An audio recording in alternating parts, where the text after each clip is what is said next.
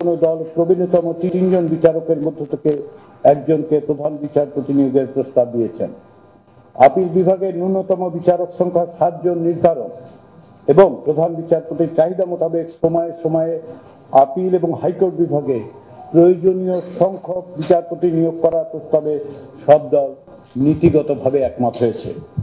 Judicial council কর্তৃক সাবেক বিচারপতিদের জন্য পালনীয় আচরণ বিধি প্রণয়ন ও প্রকাশ, শৃঙ্খলামূলক ব্যবস্থা হিসেবে সতর্ক করা, উপযুক্ত ক্ষেত্রে বিচারপতি পদবি ব্যবহার থেকে বারিত করার সুপারিশের সাথে সব দল নীতিগতভাবে একমত পোষণ করেছে। রাষ্ট্রপতির ক্ষমা প্রদর্শন আইন নামে একটি আইন প্রণয়ন, ক্ষমা প্রদর্শন বোর্ড স্থাপন এবং বোর্ডের সুপারিশের প্রেক্ষিতে দণ্ডিত অপরাধীকে রাষ্ট্রপতি কর্তৃক ক্ষমা প্রদর্শন করার সুপারিশের বিষয়ে সব দল নীতিগতভাবে একমত হয়েছে, তবে 2-1টি দলের ভিন্ন মত আছে।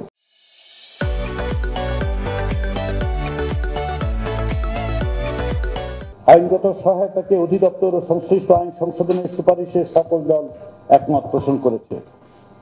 আইনজীবী সমিতি নির্বাচন এবং বাংলাদেশ বার কাউন্সিল নির্বাচনে প্রার্থী বাছাইয়ের ক্ষেত্রে এবং নির্বাচন পরিচালনায় দলীয় রাজনীতির প্রভাব বিলোপের জন্য রাজনৈতিক দলের সঙ্গে সংশ্লিষ্ট আইনজীবীদের যে কোনো সংগঠনকে স্বীকৃতি না দেওয়ার প্রস্তাবের ব্যাপারে মিশ্র প্রতিক্রিয়া দেখিয়েছে দলগুলো। কোনো দল আইনজীবীদের সঙ্গে পরামর্শ করে এ ব্যাপারে সিদ্ধান্ত নেওয়ার পরামর্শ দিয়েছে। সংবিধান সংস্কার কমিশনের সুপারিশগুলোর ক্ষেত্রে অনেক বিষয়ে নীতিগত ঐকমত্য হলেও অনেক বিষয়ে আরো আলোচনার প্রয়োজন আছে।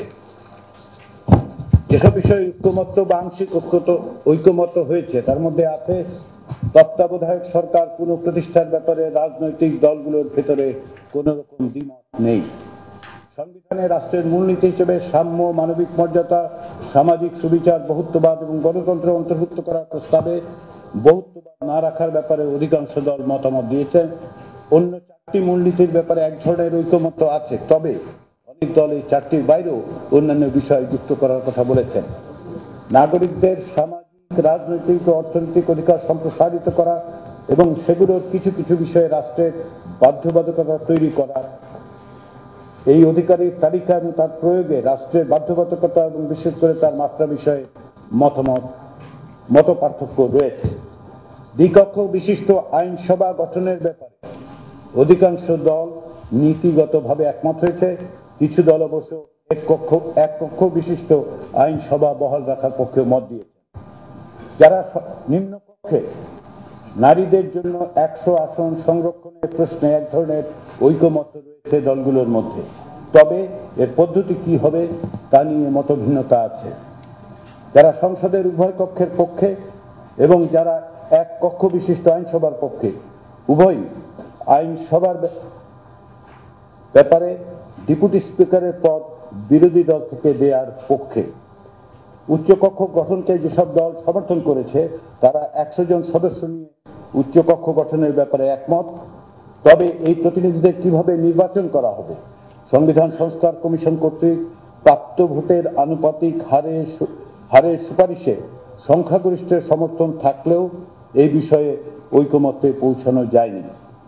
সংবিধানের 48 ক অনুচ্ছেদ যা কার্যত রাষ্ট্রপতির ক্ষমতা নির্ধারণ করে তা সংশোধনের ব্যাপারে রাজনৈতিক দলগুলোর মধ্যে ঐকমত্য আছে, তবে প্রধানমন্ত্রী এবং রাষ্ট্রপতির মধ্যে ক্ষমতার ভারসাম্য কিভাবে হবে সেই প্রশ্নে ভিন্ন ভিন্ন মত আছে। 70 অনুচ্ছেদ অর্থাৎ সংসদে নিজ দলের বিপক্ষে ভোট দেওয়ার ক্ষেত্রে যে বিধান তা পরিবর্তনের ব্যাপারে ঐকমত্য হলেও কি কি বিষয় দলের পক্ষে ভোট দেওয়া বাধ্যতামূলক হবে তার একটি আংশিক তালিকার ব্যাপারে ঐকমত্য হয়েছে। অর্থবিল, আস্থা ভোট, সংবিধান সংশোধন বিলের ব্যাপারে দলীয় অনুশাসনের বাধ্যবাধকতার ব্যাপারে অধিকাংশ দল একমত। এর অতিরিক্ত আরো কিছু যুক্ত করার, যেমন রাষ্ট্রীয় নিরাপত্তা বিষয়ক বিল যুক্ত করার জন্য কিছু দলের প্রস্তাব আছে। আইনসভার গুরুত্বপূর্ণ স্থায়ী কমিটিগুলোর সভাপতিত্ব পদ বিরোধী দলের সংসদ সদস্যদের দেওয়ার ব্যাপারে প্রায় সকলেই একমত।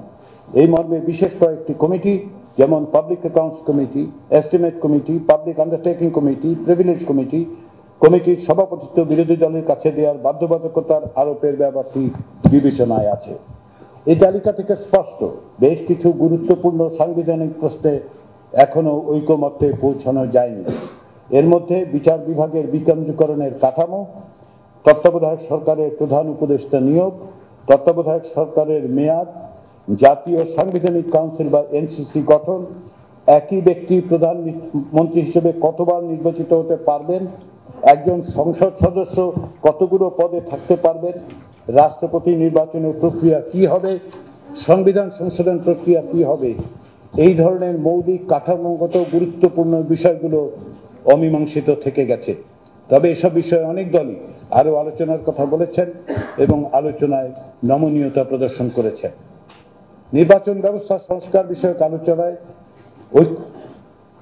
ঐক্যমতের উপর নির্ভরশীল, কিন্তু অনেক বিষয়ে নীতিগত ঐক্যমত্য বা আংশিক ঐক্যমত্য হয়েছে, যার মধ্যে উল্লেখযোগ্য হচ্ছে নির্বাচন কমিশনের জন্য একটি পূর্ণাঙ্গ আইন প্রণয়ন করার ব্যাপারে অধিকাংশ দল একমত হয়েছেন।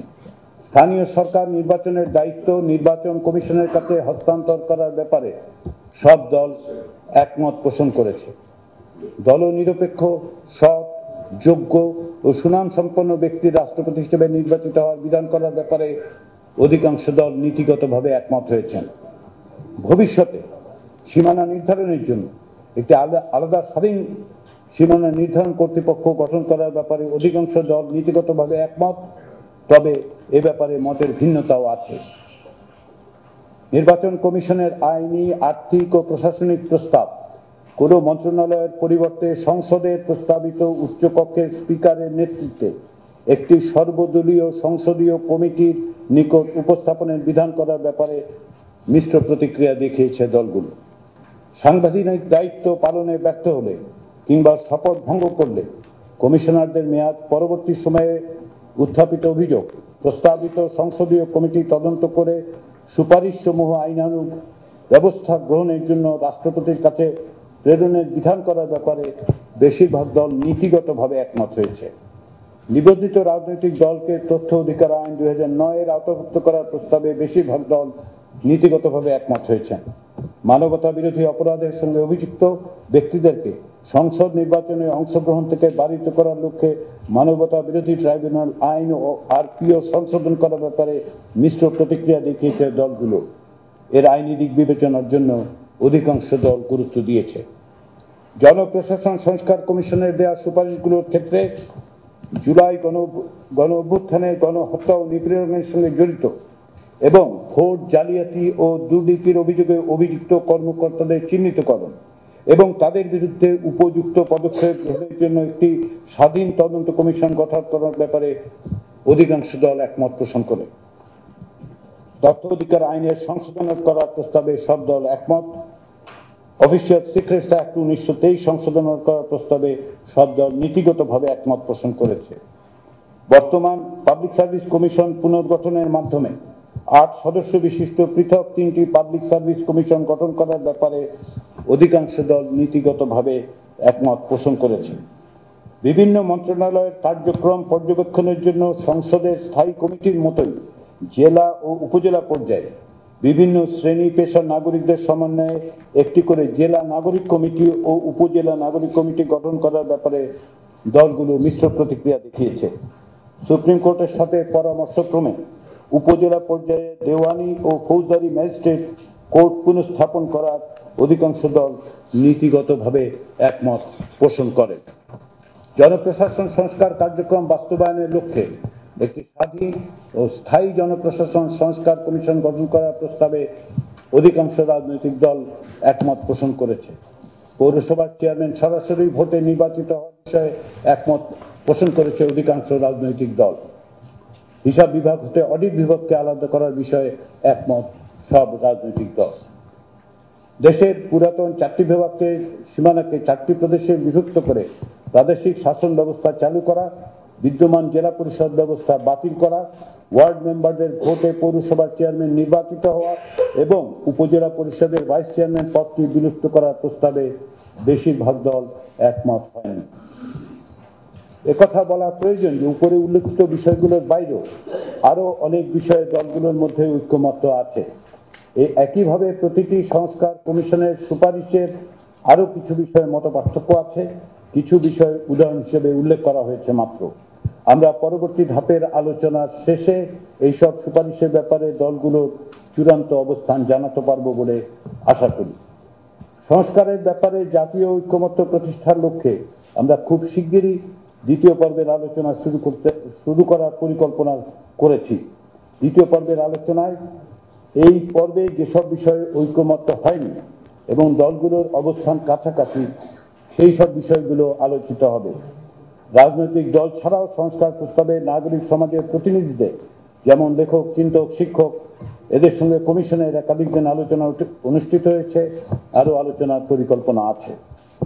জাতীয় ঐকমত্য কমিশন কর্তৃক প্রস্তাবিত সংস্কার সংক্রান্ত সুপারিশগুলোর মধ্য থেকে নির্বাচিত কিছু বিষয়ে জনগণের মতামত জানতে বাংলাদেশ পরিসংখ্যান ব্যুরো অর্থাৎ বিবিএস এর মাধ্যমে একটি জরিপ পরিচালনার ব্যাপারে প্রাথমিকভাবে সিদ্ধান্ত নেওয়া হয়েছে। যে সুপারিশগুলো সম্পর্কে রাজনৈতিক দলের মতামত নেওয়া হয়েছে সেগুলোর মধ্য থেকে অতি গুরুত্বপূর্ণ সুপারিশসমূহ সম্পর্কে জনগণের মতামত নেওয়ার উদ্দেশ্যেই এই জরিপ পরিচালনা করা হবে।